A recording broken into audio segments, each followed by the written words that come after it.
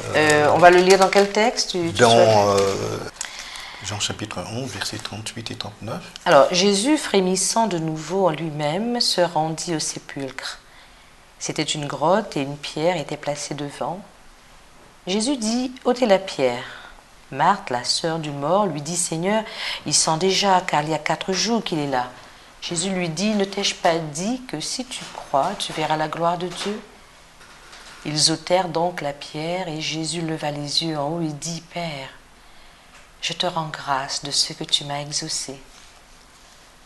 Pour moi, je savais que tu m'exauces toujours, mais j'ai parlé à cause de la foule qui m'entoure, afin qu'ils croient que c'est toi qui m'as envoyé. » Ayant dit cela, il cria d'une voix forte, « Lazare, sors !» Et le mort sortit, les pieds et les mains liés de bandes, et le visage enveloppé d'un linge. Jésus lui dit, « Déliez-le et laissez-le aller. » Plusieurs des Juifs qui étaient venus vers Marie et qui virent ce que Jésus crut en lui. Il leur dit, « Où l'avez-vous mise, Seigneur ?» Ils répondirent, « Viens et vois. » Et à ce moment-là, Jésus pleura. Voilà. C'est très surprenant. Oui. Hein, c'est très surprenant que Jésus pleure, sachant ce qu'il sait de la mort. Il sait que la mort, ce n'est pas... Alors, justement, pourquoi pleure-t-il Oui. Puisqu'il sait toutes ces choses. Alors, j'ai envie de dire que c'est concernant la condition humaine, l'incrédulité de ceux qui entourent l'événement. Oui. On a l'impression qu'on le repousse, on le retranche, on le met en face d'un mur, on lui dit, vas-y. On a l'impression qu'il ne peut pas ouvrir le mur. La mort, c'est un mur. Bien sûr. Mais ce qui l'ennuie, j'ai l'impression qu'il pleure, premièrement, la souffrance. Devant la mort, on pleure. Mais ce n'est pas devant cette mort, parce que pour lui, Lazare dormait, il savait qu'il avait pouvoir. Mais c'est devant toutes les personnes qui l'entouraient. Marthe et Marie qui lui avaient déjà fait des reproches. Oui. Donc, si tu étais là, excuse-moi, si tu étais là, c'est un reproche. Ouais. Donc Jésus pleure parce qu'il s'identifie à nous. Et il éprouve les mêmes émotions que nous face au drame de la mort. Hein. Bien qu'il avait le pouvoir de ressusciter Lazare, comme d'ailleurs il l'a fait, mais il est homme et comme tout homme, il souffre devant donc ce drame de la mort. Oui. Je pense que Jésus avait l'intention de faire comprendre aux gens qui étaient autour de lui, puisqu'il y avait beaucoup de personnes, que lui aussi était capable de comprendre ce que Marie et Marthe ressentaient. S'il ne pleurait pas, les gens penseraient peut-être que la mort ne l'affecte pas, ou Jésus n'a pas d'émotion.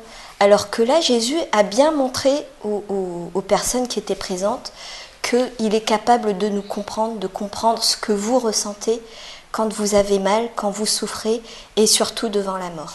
Oui. Chers amis internautes,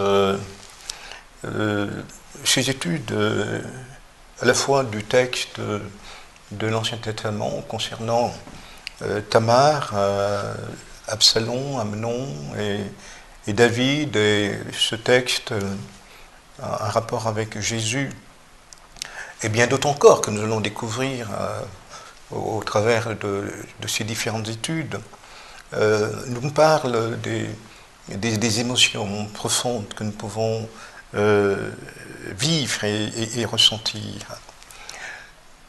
Cependant, le monde dans lequel que nous vivons est un monde de souffrance, un monde de malheur, un monde de pauvreté, un monde de misère. Et le Seigneur a fait des promesses de changer toutes ces choses, que le chagrin va se changer en joie, que les larmes cesseront et nous serons introduits lorsqu'il reviendra et mettre fin à toutes ces choses dans son royaume. Donc le drame humain ne débouche pas vers une impasse, mais vers une espérance. Et dans cette espérance bienheureuse, certes à venir, nous pouvons aujourd'hui nous appuyer, faire confiance à Dieu. et que cette confiance puisse nous soutenir à travers les épreuves, les difficultés que nous pouvons connaître aujourd'hui. C'est dans ce sens-là que j'aimerais vous inviter afin que vous puissiez rester ferme, inébranlable, malgré les épreuves de cette existence. Demain se lèvera un autre jour.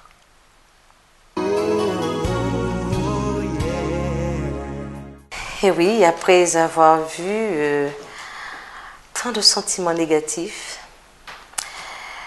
là aussi, le Seigneur a des réponses pour toutes ces choses. Et nous voyons qu'il n'y a pas que le spirituel, Dieu s'intéresse aussi aux émotions que nous ressentons. Alors je vous invite cette semaine à partager avec nous vos connaissances, vos points de vue, vos réactions par rapport à cette animation. Et nous serons peut-être très heureux de les lire. J'aurais aimé pouvoir les lire directement à l'antenne. Alors à bientôt, bonne semaine. N'oubliez pas de nous écrire à l'adresse qui apparaît au bas de l'écran. Au revoir.